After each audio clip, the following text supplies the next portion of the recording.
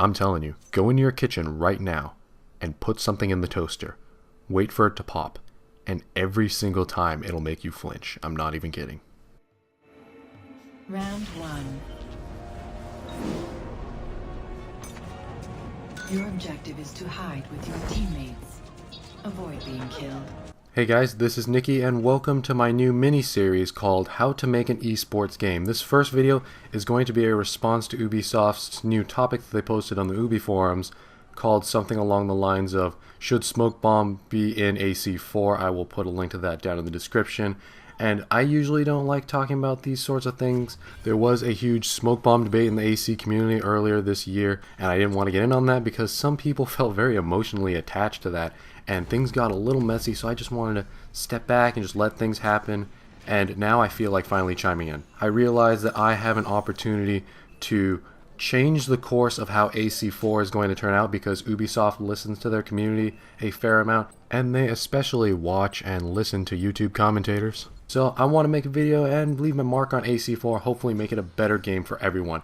So I was thinking, what's the answer to this question? Straight up, I'm going to tell you at the beginning of the video, is I don't have enough information to answer, should Smoke Bomb be an AC4? I just don't have the information to make a informed decision on whether or not that would make the game more fun, more balanced, all that stuff. I realize Ubisoft doesn't want to reveal any information about AC4's multiplayer yet because they're still sorting out the abilities, maybe it's still in development, and they don't want to give away information too early. They said that in the thread that they weren't going to be passing out any new information, but I stand by my answer. I can't answer this question because I don't know how having smoke in the game is going to affect all the other abilities. Are there going to be other hard stuns in the game, etc.? I mean, right now, what you're trying to ask is something along the lines of, solve this math equation, x plus 4 equals y. What is x and y? Well, I can't tell you because I don't know what x is, meaning I don't know what Smoke Bomb's going to be. Is it going to be throwable still, which it shouldn't? Is it going to have a longer cooldown? It's going to have a shorter cooldown. And I don't know anything about Smoke Bomb, and also can't tell you what y is, what the equation is going to come out to be, because I don't know if Smoke Bomb's going to play nice with the other abilities in the game, and therefore I can't tell you what the outcome of the game balance will be. Hopefully I answered that question as clearly as possible. I can't give you an answer on should Smoke Bomb be an AC4 because I don't have any more information. Maybe I will be able to answer that question if given, say, what the other abilities are and what the other perks are, but for now, that question isn't answerable.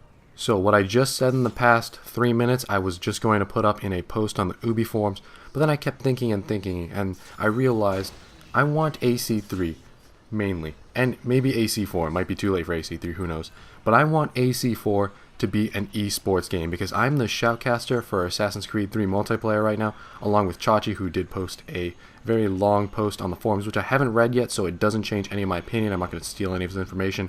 Link down in the description to Chachi's post. But anyway, I want AC3 and AC4 to be esports games. I want them to be competitive because overall that makes the game more fun. We're going to generate viewers. We're going to get a bigger community. Overall, there's nothing that can hurt the Assassin's Creed franchise by making it a competitive, playable esports game.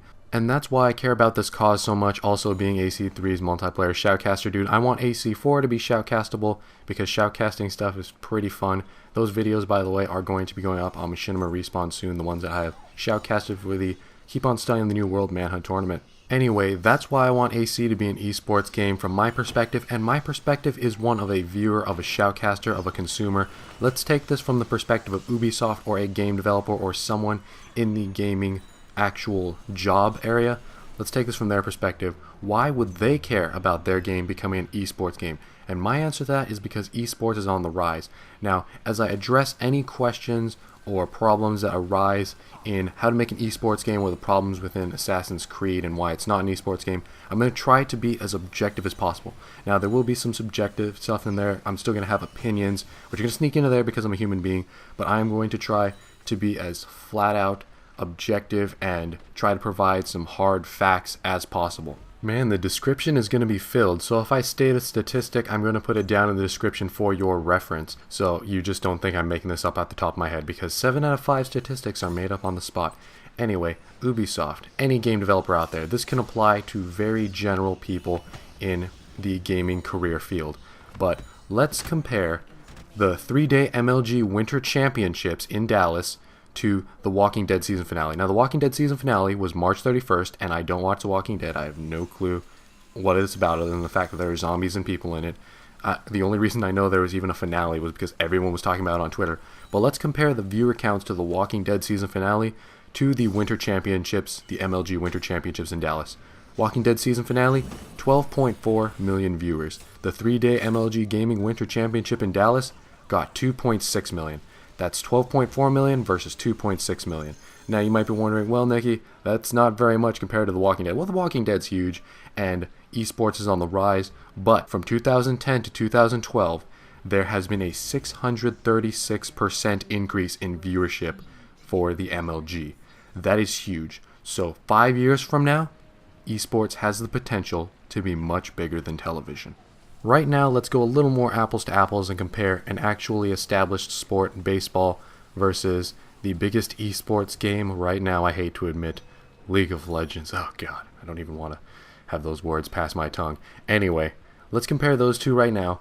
The viewership for last year's Baseball World Series in 2012 was 12.7 million.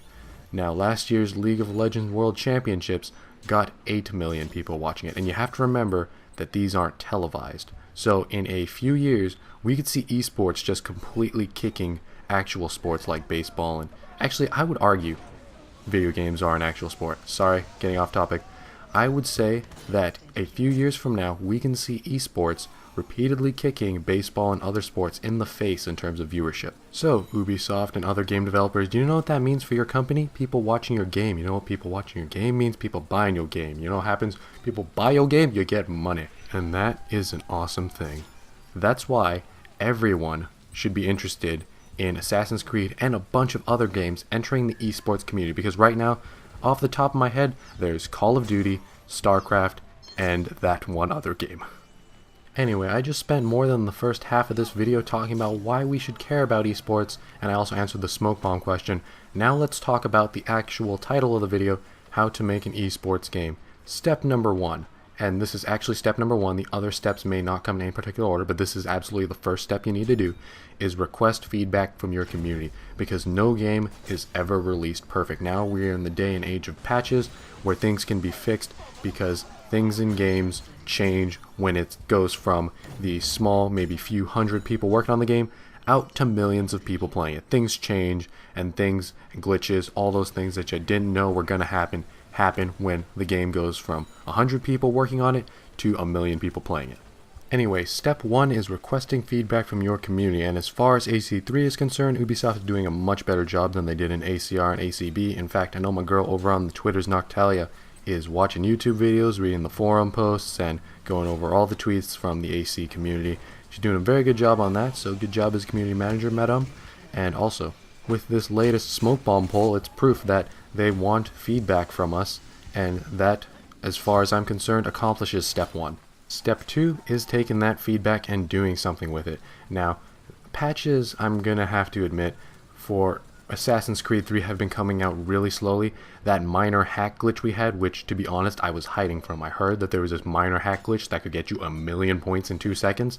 I hid. I'm like, I'm not putting this game in my PS3 because I will end up jumping out of my window and breaking my neck. So I stayed away from that minor hack glitch for a very long time. I think it was about a month.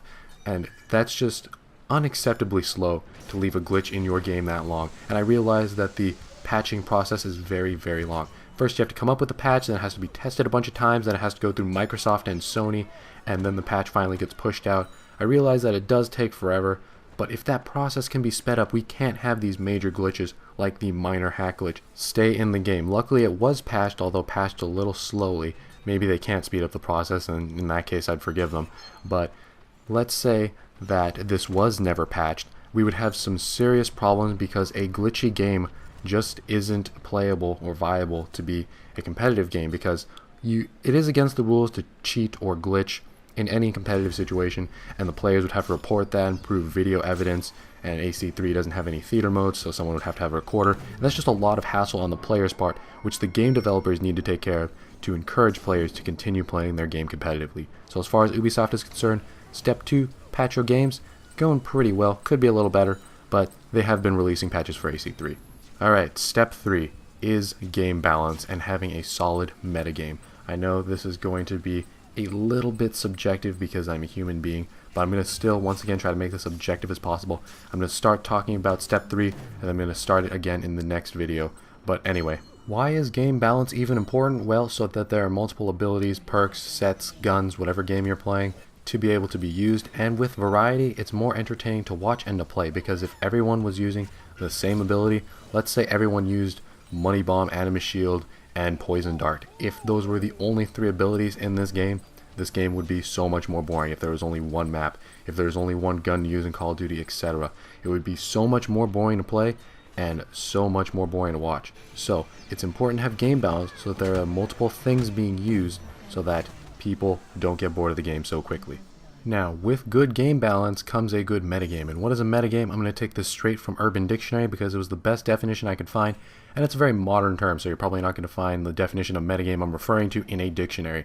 Anyway, straight from Urban Dictionary, metagame comes into play where no single strategy is dominant and opposing sides are aware of multiple strategies that can succeed dependent upon opponents' actions. And this is a pretty good topic to end it on because we started with Smoke Bomb and talking about how the balance would affect AC4, and we're ending on the definition of metagame, which has to do with game balance. I will pick this up in the next episode. Thank you guys for watching.